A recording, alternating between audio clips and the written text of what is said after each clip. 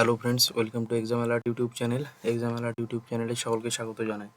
তো ফ্রেন্ডস, একটা গুরুত্বপূর্ণ খবর সামনে উঠে এসেছে, যেটা হলো যে পর্ষদ সভাপতি গৌতম পাল তিনি কিন্তু একটা বিস্ফোরক মন্তব্য করেছেন নির্বাচন কমিশনের উপর। তো তার মতে নির্বাচন কমিশন কিন্তু অনুমতি দিচ্ছে না ইন্টারভিউয়ের। ঠিক আছে, তো সেই নিয়ে বিস্তারিত আমরা আজকে আলোচনা করব। তো দেখো, এটা আনন্দবাজার সংবাদের একটা পার্ট। তো আমরা কিন্তু সেটা পুরোটা পড়লে তাহলে জিনিসটা বুঝতে পারবো। তো গৌতম পাল মহাশয় কিন্তু তিনি বিস্ফোরক মন্তব্য করেছেন এবং তার মতে কিন্তু তিনি বলেছেন যে এই ইন্টারভিউ প্রসেসটা যেটা চলছিল সেটা বন্ধ হয় পুরোপুরি কিন্তু নির্বাচন কমিশনের হাত আছে, এবং তাদের ইচ্ছা থাকা সত্ত্বেও কিন্তু তারা এই জিনিসটা কন্টিনিউ করতে পারছে না। তো সেই নিয়ে বিস্তারিত আলোচনা করব। তো ভিডিওটা প্রথম থেকে শেষ অবধি দেখো এবং সকলে কিন্তু লাইক, শেয়ার এবং সাবস্ক্রাইব করবে। তো দেখো এখানে কি বলেছে, যে প্রাথমিক শিক্ষক নিয়োগ কমিশন অনুমতি দিল না ইন্টারভিউয়ের, কি জানালো পর্ষদ। তো সেটা আমরা আজকে দেখবো। দেখো, 2022-এর শিক্ষক নিয়োগ পরীক্ষা উত্তীর্ণ 13,506 প্রার্থীকে নিয়োগের জন্য 25শে ডিসেম্বর থেকে যে ইন্টারভিউ প্রক্রিয়া শুরু হয়েছিল, প্রথম থেকে চতুর্থ দফার ইন্টারভিউ শেষ হয়েছে আগেই। ঠিক আছে, তো তারপর দেখো, নির্বাচনের আগেই স্থগিত হলো প্রাথমিক শিক্ষক নিয়োগের ইন্টারভিউ। এই জিনিসটা ভালো করে পড়বে। এই জায়গাটা দেখো, মঙ্গলবার পশ্চিমবঙ্গে প্রাথমিক শিক্ষা পর্ষদের সভাপতি গৌতম পাল জানান, কি জানান দেখো, নির্বাচন কমিশন অনুমতি না দেওয়ায় আপাতত ইন্টারভিউ প্রক্রিয়া স্থগিত করা হলো। মানে অনুমতি দেয়নি ইন্টারভিউ চালানোর জন্য, সেই জন্য কিন্তু ইন্টারভিউটা বন্ধ করে দেওয়া হয়েছে। ঠিক আছে, তারপর দেখো কি বলেছে, যে জানা গিয়েছে নির্বাচনী বিধির মেয়াদ শেষ হলেই ইন্টারভিউ প্রক্রিয়া শুরু হবে। তবে গৌতম পাল দাবি করেন আইনগতভাবে পর্ষদের অবস্থানে কোনো ভুল ছিল না। এই লাইনটা ভালো করে খেয়াল করবে, যে পর্ষদ কিন্তু চাইলেই ইন্টারভিউ নিতে পারতো, কারণ তাদের কিন্তু কোনো ভুল ছিল না আইনগতভাবে। ঠিক আছে, এমনকি আদালতের দ্বারস্থ হয়ে রায় পর্ষদের পক্ষে থাকতো যদি আদালতের দ্বারস্থ হতেন, কিন্তু সেই জটিলতায় তারা যেতে চাননি। এটা কিন্তু পুরোটা আনন্দবাজারের সংবাদ, এটা কিন্তু আমার মুখের কথা নয়।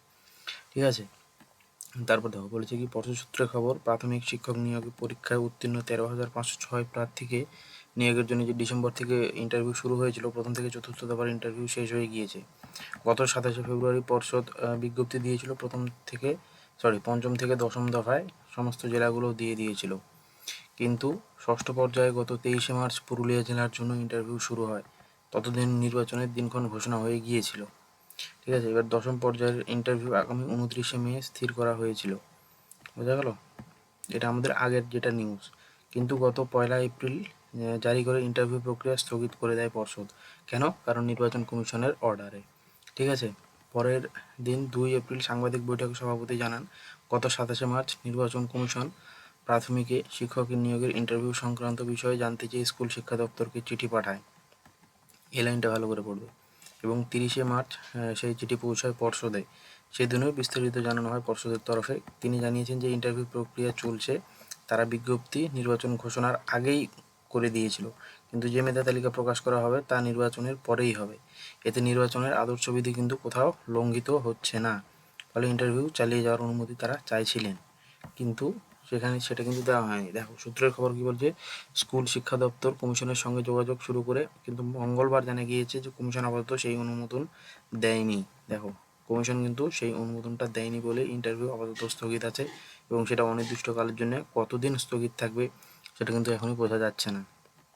দেখো, আইনি পরামর্শ তারা নিয়েছিলেন এবং আদালতে গেলে কিন্তু পর্ষদের জয় হতো, কিন্তু তারা আদালতে যাননি। কারণ কি? কারণ দেখো, তারা বলেছে কি, যে শুনানির দিন পাওয়া এবং তারপরে যে রায় পেতে যে সময় লাগবে, সেই সময়ে তার কিন্তু নির্বাচনী প্রক্রিয়া শেষ হয়ে যাবে। তাই আপাতত তারা কয়েকদিন অপেক্ষা করবে বলে এই সিদ্ধান্ত নিয়েছেন পর্ষদ সভাপতি বা পর্ষদ কর্তৃপক্ষ। ঠিক আছে, এর পাশাপাশি বিশেষভাবে সক্ষম যে পড়ুয়া মানে স্পেশাল এডুকেটর, সেটার কিন্তু মেধা তালিকা তৈরি আছে। তো সেটা কিন্তু প্রকাশ করা হবে। যে দেখো এখানে কি বলেছে, ওই প্যানেল সম্পূর্ণ তৈরি এবং নির্বাচনী বিধির মেয়াদ শেষ হলে তা প্রকাশ করবে। তাহলে এখান থেকে কী বোঝা গেল, যে দপ্তর কিন্তু যেটা বলেছে যে এই বিধি লঙ্ঘন যেটা শেষ হবে, যেটা বিধি লঙ্ঘন তারা করতে চাইছে না, তাই ইন্টারভিউটা কিন্তু আপাতত স্থগিত আছে। তো সেই নির্বাচন বিধি শেষ হওয়ার মাত্রই, মানে আশা করা যায় যে ভোটের রেজাল্টের পরেই কিন্তু ইন্টারভিউ শুরু হবে। তো যেই সব ফেজ যেভাবে ছিল, সেই ফেজগুলো কিন্তু সেই ওয়াইজ পরপরই দেবে।